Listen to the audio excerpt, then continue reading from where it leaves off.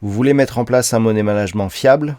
Vous voulez connaître des stratégies de trading simples mais efficaces? Alors achetez mon dernier livre, Maîtriser la bourse, un livre indispensable pour réussir en bourse.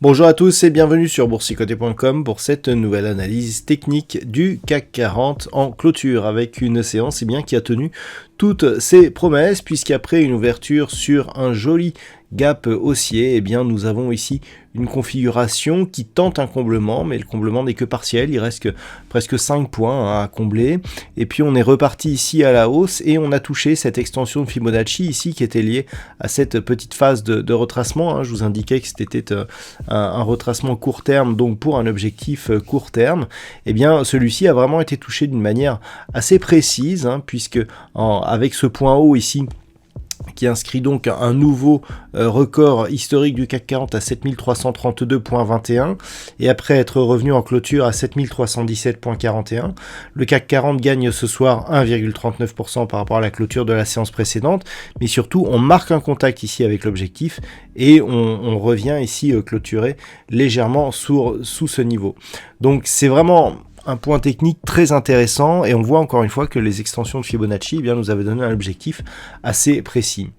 Du point de vue des indicateurs techniques, on a donc des histogrammes du MACD qui continuent à évoluer d'une manière haussière. Et le RSI, quant à lui, continue à se diriger en direction de sa zone de surachat. Et puis, un détail important, nous avons des volumes qui sont en nette augmentation et qui sont surtout au-delà de la moyenne, donc des 20 dernières séances. Alors attention, on a eu quand même toute la trêve des confiseurs qui, dans les 20 dernières séances, donc la moyenne avait baissé.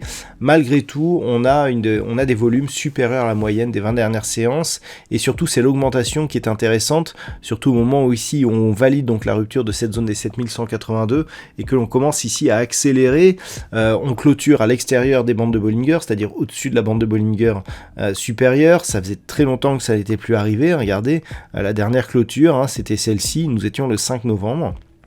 Voilà, là on reprend une dynamique, on a des bandes de Bollinger qui s'écartent, ce qui indique que la volatilité ici est en train d'augmenter.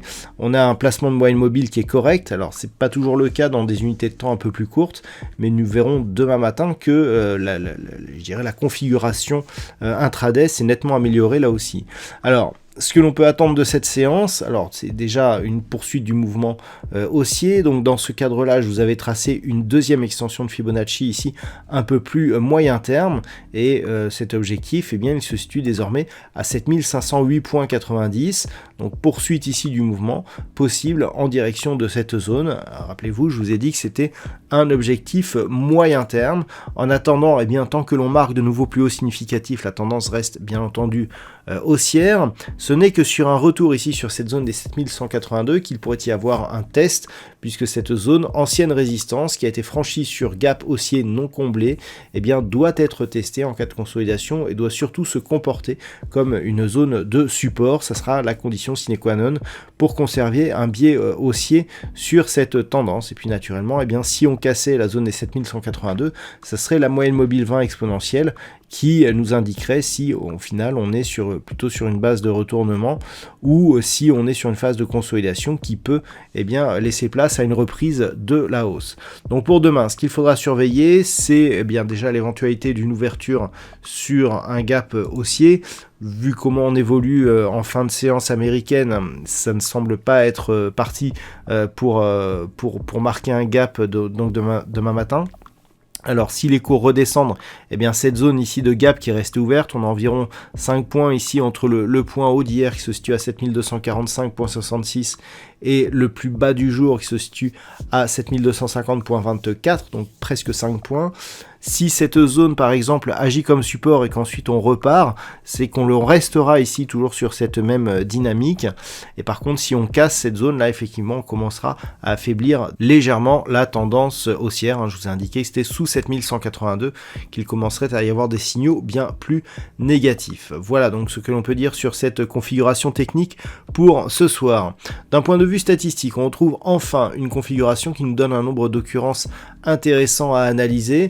Alors, pour les prochains jours, il semblerait que ce soit la configuration haussière qui l'emporte, mais vous allez voir, la conviction n'est pas exceptionnelle. Alors déjà, en termes de potentiel, ce n'est pas énorme, mais en termes de pourcentage, eh bien, on est tout simplement sur une probabilité à 50-50. Alors pourquoi je vous dis que c'est haussier? Parce que tout simplement, on a beaucoup plus de potentiel à la hausse que de potentiel à la baisse, suite justement à l'inscription de la séance du jour, en tout cas d'un point de vue purement statistique.